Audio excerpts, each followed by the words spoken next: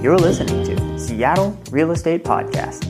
Hey everybody, I'm Sean Reynolds, the owner of Summit Properties Northwest, Reynolds & Klein Appraisal, and your host of this episode of the Seattle Real Estate Podcast.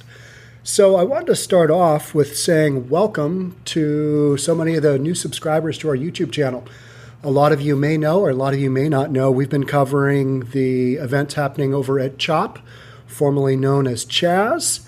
And if you're not familiar with those, there's an area in the Seattle neighborhood of Capitol Hill that was originally named the Capitol Hill Autonomous Zone, and now it's the Capitol Hill Occupy Protest. So many name changes, I can't keep them all straight. And we've had a ton of new subscribers come on to our YouTube channel because of our activity of just kind of filming how things are going over there. We've done a couple of live streams and we shot some videos, and I think we've had somewhere around 550,000 views on YouTube, and we have tripled our subscriber base. And thank you so much to all of you who have subscribed and are now kind of involved with the way that Summit Properties Northwest does things. Now, let me give you a little background. So I'm a real estate guy by trade, and that's why we're doing this podcast, because that's what I do. I own a real estate brokerage, and we have around 110 brokers. We sell residential homes here in Greater Western Washington, anywhere from as far north up as Canada, all the way down to basically Oregon. We're kind of on the west side of the Cascade Mountains.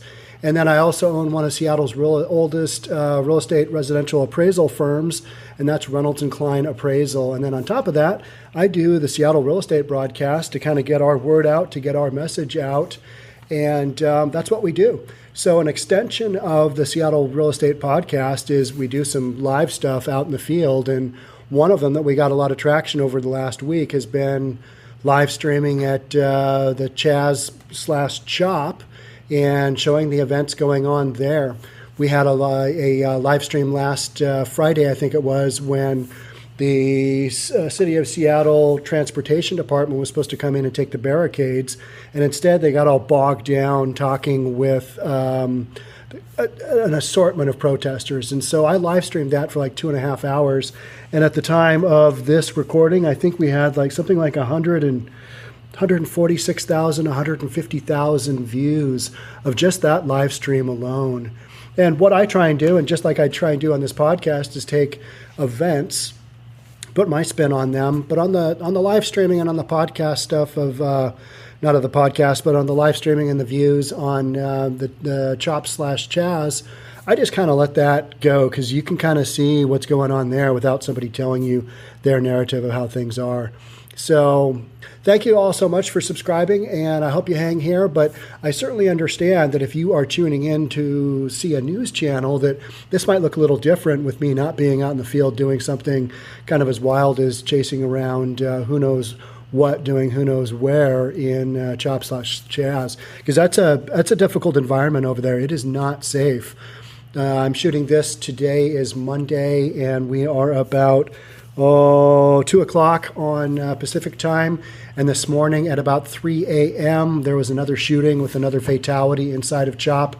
And they basically had a gunfight. And so that area is having some very difficult times. That's the 6th shooting in, I think, 8 days. And for Seattle, you might say that's normal in like a Chicago, but in Seattle, that is not normal. But that's also an area that does not have a police presence right now. So there's that. So I kind of like to say you can't eat ice cream all the time, like we can't film and we can't shoot CHOP all the time. So what I do here is I take a real estate topic that has to do basically with business or real estate or the economy or employment, something along those lines, and give it my own spin, give you some of my own insight from the last 30 years of being in the real estate industry, and we talk about stuff. So thanks again for joining me here. Sorry for that really long-winded intro, but for those of you who haven't seen me outside of what I've done at CHOP, this is what we do. So here we go. So today, on my way into work, I was kind of like, man, there are still not a lot of cars on the road. I commute in at about 8:45 to 9 o'clock in the morning, get into my office. Typically, I try and be there by 9. And that's when I tell my guys that we're going to meet there every day. And if we're late, we text each other. But I was commuting in, and I was kind of thinking there's still not a lot of cars on the road. So I'm talking to my friends, text my friends a lot of times for input for these podcasts. And I'm like, hey, when are you guys going back to your offices? I kind of want to know when traffic flow is going to start to be more. And because of that, I kind of want to know, all right, is the work from home thing, is this an ongoing thing that we're going to deal with? And then if so, if companies are going to let their employees work from home forever, if you're in a position where you're already doing that, if that happens, what does that do to the commercial office space environment? Like all the spaces in downtown areas, what's going to happen there? Or like the space where we're at here, which is about 10 miles to the east of CHOP. We're kind of in not a strip mall type area, but a smaller single-story office complex that's older. And the reason we're here is because we get a little bit more space and it's way cheaper and we have easy parking people can kind of come in and out of. And so what's going to happen when a lot of the people who used to go to an office are now working from home permanently? And so that's what I want to jump into here, kind of the impacts of how that goes. And so what I'm going to be reading is an article that actually comes from The Guardian. And the title of this article is Why the Home Working Boom Could Tumble London Skyscrapers. I get kind of burned out talking about Seattle stuff, so I like to look outside and see what's going on. London is a big city, and it's one of the most expensive cities in the world. And it's had a massive boom because there's a lot of business going on in London. And so let's look into that. So this is an article in The Guardian, and it has to do with how maybe change in work from home is going to impact their skyline being constructed. So let's jump on in. As UK firms opt to remain remote, the future of flagship office in the city and beyond could be under threat. Love how they always kind of give it that under threat. Give it some overtone. Undertone, overtone, not sure.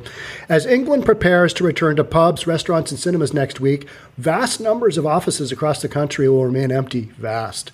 And some companies are happy for it to stay that way, which poses a serious problem for multi-million-pound skyscraper projects underway in the capital. London-based Bishopgate Financial Consulting is one of the growing number of firms that are giving up or downsizing their offices in the wake of the coronavirus pandemic. We were planning to move offices. We'd given notice just before the lockdown came at us, said Mike Hampson. He's the chief executive of Bishopgate. When we started working remotely, we realized we were working very effectively as we were, meaning from home. So after a discussion with his 65 staff, he decided to give up the firm's head office in the capital's Square Mile financial district. The move will save the company hundreds of thousands of pounds a year, slicing a quarter off its annual cost, 25%. That's a massive budget cut. Employees will also benefit financially, with some saving thousands of pounds each in an annual commuting bills. But then they're also spending more at home, but we'll get into that. Hampson himself has been spending more than £5,000 a year commuting from Tunbridge in Kent. That seems like a lot. Bishopgate has brought desks, lamps, dual screens, and printers for its staff to use at home while taking a virtual office in the City of London, which at least gives the firm an office address along with access to meeting rooms and lounges when it needs them. So not really a virtual office, more of a WeWork type situation where you pay monthly and you get assigned, all right, you can come in here, you can use the lounge area, you can talk to people, but you don't necessarily have your own individual office space. You can rent that as well too, but that's usually more. So Vantage Point Global, this is another company, Vantage Point Global, which trains graduates for banks, including UBS and Credit Suisse, big companies, and employs 45 people, has also given up its head office near the Bank of England headquarters in the Square Mile. From the 1st of April, we were out of the office, as many companies were. I think here at Reynolds & Kline and Summit, we were out of here as of March maybe 15th, but we were designated essential, and so we kind of came back in a limited manner pretty quickly. From April 1st, we were out of the office, says James Bridgecat, the Vantage chief executive. It's got an impact on the bottom line. We were working perfectly well, almost better than before. People are happy they can cut out the commute. Access to a workplace club nearby allows the firm to use meeting rooms and lounges certain days a month, while the cost is a fraction of the previous rent bill. So a lot of companies, I think, are already doing that. If you don't need to have people in an office space, you are looking for other alternatives, and that is maybe a place to get your mail that's commercially designated, have meetings, whatever. But I think over time, you'll find that most people just never really use those either.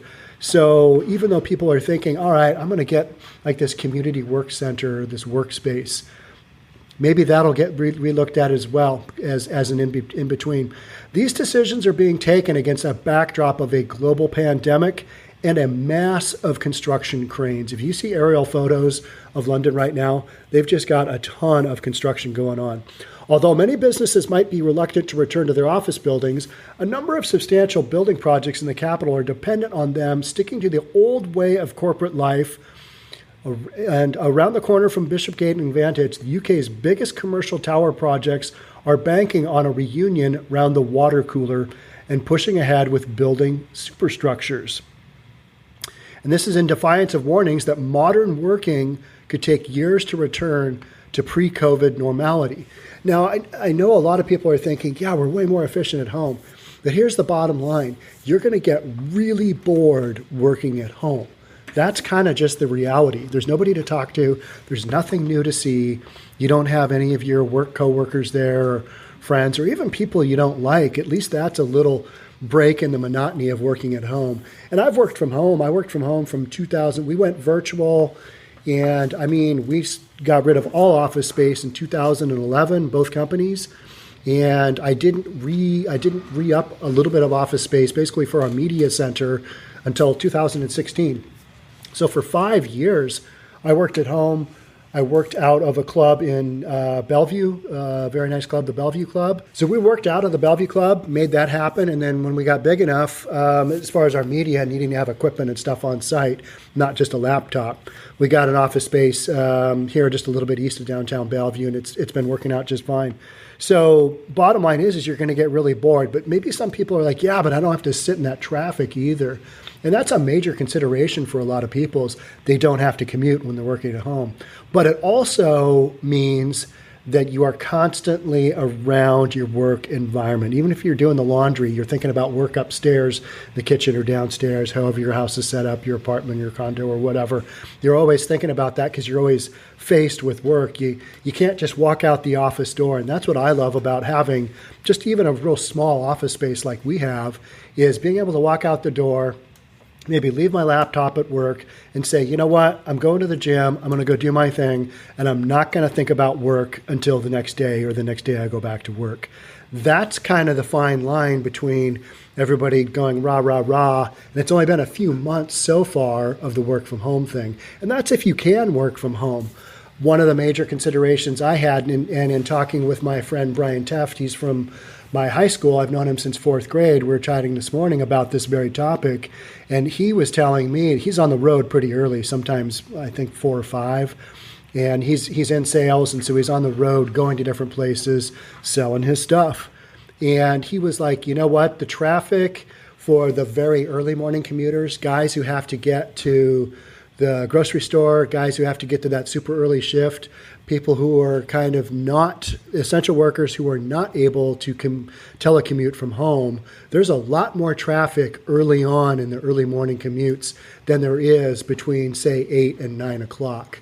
So that kind of tells me that a lot of the traffic that we are missing is truly people, and I've read these kind of stats before, is truly people who would normally be telecommuting.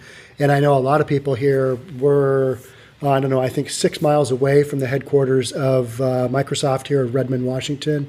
Bellevue is next to Redmond. So Microsoft is just over there. And a lot of those guys show up at like 10 and work until 6. So a little bit of a different work day, but that's pretty normal for the tech workers. So a lot of the traffic you are not seeing, they're the people at home doing their thing, working. So is that being viewed as productive? Is there a slowdown? Are we going to go back to the office spaces? And that's what we're checking out here. And so I'm going to keep going, and we'll get into it a little bit further. And one of the things, the open plan office, millions of furloughed or socially distanced workers are leaving desks unattended around the country, and there are signs that the change could be permanent. And so the old school attitude is if you are not at your office, at your desk working, then you're not working. How can you possibly be working from home? I got a lot of that when we took both companies virtual, work from home, work from a remote, however you want to call it. Back in 2011, Sean, if you don't have office space, do you even really have a business? And 2011 was pretty early to be doing what we were doing, especially considering internet speeds were really slow, so it was hard to upload big files.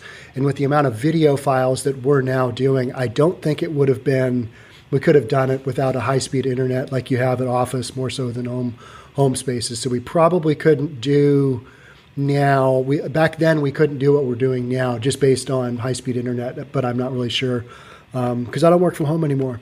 So last month, Facebook said as many as half of its 48,000 employees could be working from home within a decade.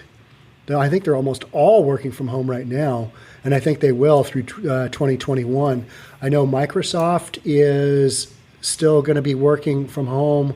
I think it is through 2021, but officially they're like November. But you know that'll get kicked out to December because right now we've got coronavirus cases going up. Maybe not substantially, but state of Washington, our governor basically said, yeah, all those counties that were eligible to go from phase 3 to phase 4, we're putting the kibosh on that. We are not going to move forward with going to stage 4 because that's basically totally unregulated. It's life back to normal. And with as many cases as we have going on, can't have that happen. Whether you believe that or not, that's kind of where we're at. And we're also supposed to wear a mask all the time out in public. That's a tough one to swallow, but whatever. All right. So Facebook has 48,000 employees, half of which could be working from home within a decade. And while Canadian e-commerce firm Shopify followed Twitter in saying its 5,000 employees could work from home permanently. Twitter said that. Shopify, who else has said that? So another couple of big companies, I can't remember who. In the UK, the chief executive of Barclays Bank, which operates from a tower block in Canary Wharf, has said that the notion of putting 7,000 people in a building may be a thing of the past. Now, it might be, but you're going to have some transition.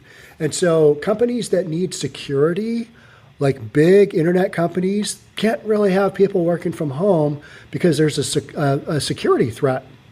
Those people could get hacked and working from home based, on stuff they're doing from the company. So you can't have a security hack. So I think one of the major things that will happen is companies will take over space left from other companies. And we're talking about companies that need space. And maybe you're going to take over twice as much space as you need because that allows you the ability to have your employees spread out. And now you can socially distance. So I think you're going to have a lot of these different absorption rates of commercial office space. And I think a lot of companies will move from downtown and, some of their employees will work from home. A lot of them are going to move out to where you can spread out a little bit more, maybe in the suburbs where you've got a little bit cheaper office space, you've got more parking, and you're not in this crowded urban dynamic where you're just on top of everybody. I know a lot of major metropolitan areas, Seattle included, are like that, but New York, Chicago, London, Sydney, their urban cores are just a bunch of suits walking around into these, massive high rises where they all just kind of do their thing for 8-10 hours a day and then go home to the suburbs. All right, so that is London. Let's get a couple of opinions on is working from home, is that beneficial to companies' productivity? So here's the first one that's negative. Let's just go with the negative one. Like, no, it's not. All right, and this is a Wired article, and this is from one of their partner content providers. And the highlight of the article is Yahoo's mayor is right. Mayor is I think it's the CEO of Yahoo. Work from home employees are less efficient. All right, so now we know where we're headed. And this guy is saying, I'm tired of the debate on telecommuting. I've seen the data, and the answer is clear. Work from home employees are less efficient. It isn't even close. Here are some of the things that we found at Encata, that's who this guy works for, when we analyzed workforce performance data. Number one, higher productivity. People who come into the office just get more done. In one data set, office-based workers were 50% more productive than people at home. Maybe they're learning from their peers, or maybe they just have a better idea of what is expected of them. Bottom line is more output per work hour, all right? Lower idle time. Don't blame water cooler chatter for distracting employees. Home-based workers have distractions of their own. It shows up in their work. Incada found that home-based agents have 30% more idle time during their work hours than office-based employees. Now, some of these things are just like, they're just reporting them and they've got a study. So it's kind of like the rest of the media, the rest of the news, like Chop and Chaz. You can kind of find somebody who's willing to support your narrative and then take some stats, move them around, and yep, here's what's happening. This is what's going on. So lower idle time. Yeah, we've got less idle time, people at the office. Shorter breaks. Amazingly, home workers take longer to get to the kitchen and back than office-based workers take to get to their lunches. Is that really true? I don't know. Or more accurately, what we found was that home-based workers have a higher percentage of hours clocked out on breaks. All right, maybe that's because they're absolutely bored out of their minds sitting at home and they just need a break. Maybe they are working really hard when they're home, but they just need a break. And with some of the companies are showing greater productivity, and they are talking about, hey, we need you guys to move around more. Because in an office setting, you've got someplace to go. At home, you've already seen your laundry room 100 times. You're going to walk into your living room? Yep, there it is. All right. Still looks about the same as yesterday and every other day since the coronavirus hit. No, you're not going to go do that. Are you going to leave your house? No, because you're supposed to be working. Are you going to go work in another setting? No, because everybody's supposed to stay home, stay safe, right? But even though remote workers are less efficient, that's what this article is saying, that doesn't mean employers should shut down the telecommute option. In fact, we found a variety of things that impact remote worker productivity. Remote workers get hit with everything from slower VPN connections that make applications bog down to an inability to get timely help when they get stuck. It's hard for managers and workers to see and resolve these problems. Besides, telecommuting has many advantages. It allows companies to save on office space. That's a huge one. Hire people in lower cost areas. All right, so you're now no longer going to be necessarily employing people in major urban centers. And so then those employers are going to say, you know what, you're getting a big break on your cost of living. We're going to pay you less. That's just what's going on, right? And they can, it also allows companies to source candidates from a broader pool. So companies now no longer need to go into a physical area and say, hey, we know you already live here. We want to keep you here, or we want to, hire you to come work for our company based on a geographic area. People can work from anywhere, right? And I think you are going to see a lot more of that. But how does this all play out? I don't know. But I think what I know for sure is that way less people are telecommuting. And then even after the end of this year, end of 2020, what a year it's been, I think you're going to see fewer people on the road for sure, and a lot more people commuting in general. I don't think we ever go back to the way things were, but I also don't think everybody's going to telecommute, because everybody can't telecommute. That's just not a reality. And a lot of people don't want to telecommute, myself included. I just don't want to stay at home. That's not really my thing. I like going out and doing stuff, which is not a popular opinion during the coronavirus. All right, so let's take a look at our company's more productive, and here's one that is definitely a yes for working from home. Our company's more productive in a pandemic, and this is from New York Times. All right, many claim their employees are hyper efficient while working from home, but there are social and emotional costs to ambition in isolation. So dramatic. Ambition and isolation. You're staying at home, but you're ambitious. But nobody knows you're ambitious because you're staying at home. They can't see you. When the online learning company Chegg, never heard of that. These tech companies always have just crazy names, don't they? Chegg started working remotely in March. Nathan Schultz, a senior executive, was convinced that productivity would plummet 15 to 20%. I think that's what a lot of people were thinking, is that you're going to have this big drop in productivity. Hoping to keep his employees on task, Mr. Schultz tried to recreate the high-touch style of management that had served him well throughout his career. Old school. He set up Slack channel with his two closest deputies where they began communicating incessantly, even as they spent hours a day in the same Zoom meetings. He began regularly checking in on many of the other members of his team. The first reaction was to smother, he said. I was trying to replicate the many touch points you have in the office environment. It didn't work. Mr. Schultz himself soon felt burned out, and he could tell that his constant online presence was not very popular with his employees. So he eased off. Okay, good management there. Something's not working. All right, let's try a different approach. People don't want to be micromanaged. That's the bottom line. And that's one thing I know I'm guilty of is micromanaging guys here because they happen to be sitting like at least 6 feet away. And so I ask them questions even though when I know they're doing something else, and I'm sure that's really annoying. So then something surprising started happening. Projects were completed ahead of schedule. Workers volunteered to take on new tasks.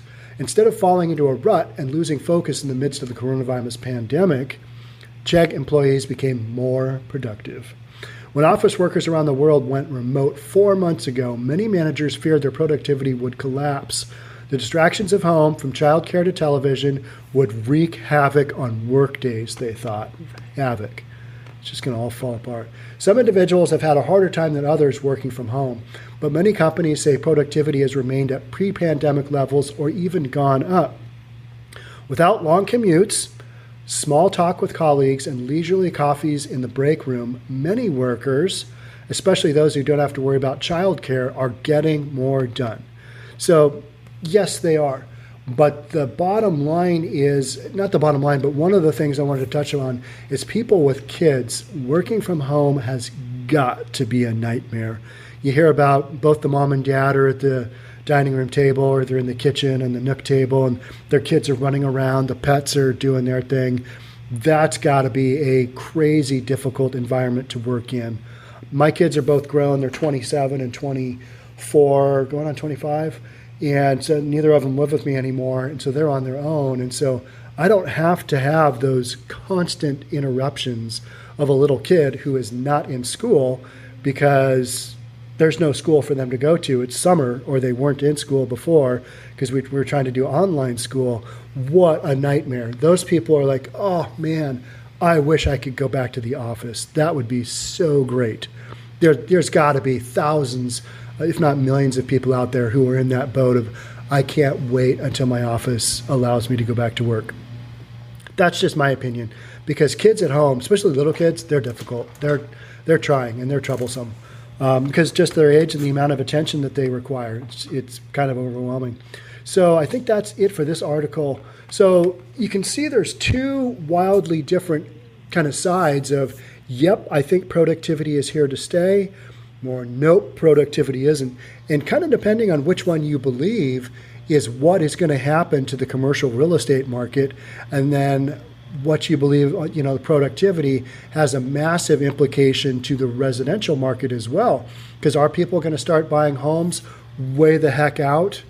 You hear of some things like that, like the escape to the Hamptons from everybody in New York. Now, New York City, super dense urban environment, and I can see why those people left. The coronavirus is just ripping the city apart and just killing a ton of people, and they are such a dense urban environment that's just not a great way to live. And if you have money, you get yourself out and you go to the Hamptons. So I can see in those environments, but for the rest of the United States, where you're not quite that packed in, other than, even LA is more spread out than New York. But, maybe downtown Chicago and some of those areas, they want to get out of Dodge to avoid all this stuff, and I totally get that. But from a real estate broker and also owner of an appraisal company, we are not seeing a massive flight to the rural areas of America. Think farmland, forest, long ways away from population. I'm not seeing that. Are you going to see some of the more wealthy people buy up some of those properties that are way the heck out? Yeah, but those have kind of always been desirable anyway. Hey, let's just buy that getaway. Let's go do that. But it's not necessarily because they want to socially isolate. It's just because it's a cool place to live and maybe hang out or, spend some time there. But for the rest of us who aren't doing that, we still kind of want to be close to the cities because let's face it, that's where all your entertainment is. You don't go to a lot of concerts if you're way the heck out. You don't go to shows. You don't have food. You don't have great restaurants. All these things that kind of make our lives so much more enriched. You don't have those when you get way far away. Just not there. Where do you go? You got to go into the big city to get them. So I don't see a massive shift to the suburbs, but I do see a shift in maybe from the downtown urban core employment centers shifting more out to the suburbs where those employees are already living. So as we get more and more data back on this topic, I'll be covering it. But those are some of the things that I'm thinking about when I'm on the road commuting. And I can't be the only one, so that's kind of why I did this podcast. So if you're watching this on YouTube, let me know in the comments. Sorry, I just banged the microphone. Let me know in the comments what you see happening in your individual markets. Are you seeing more and more people telecommuting, or have businesses kind of given that up? What are employers doing? And what do people think they're going to be doing employment-wise? Are they going to go to the office in 2021? Are you going to go back to that coronavirus-ridden environment? Who knows? We'll see. But thank you so much for tuning in to this episode of the Seattle Real Estate Podcast. And if you find this content helping you in your daily life and your home buying decisions, or maybe you're a real estate broker, you're an appraiser, you're in real estate somehow, love to have you subscribe to our channel. And thank you for those of you on the podcast platforms. I appreciate you downloading this podcast. And so that's it for me. Again, I'm Sean Reynolds from Summit Properties Northwest, Reynolds & Kline Appraisal. We will catch you on the next one. All right. Thanks again. Bye.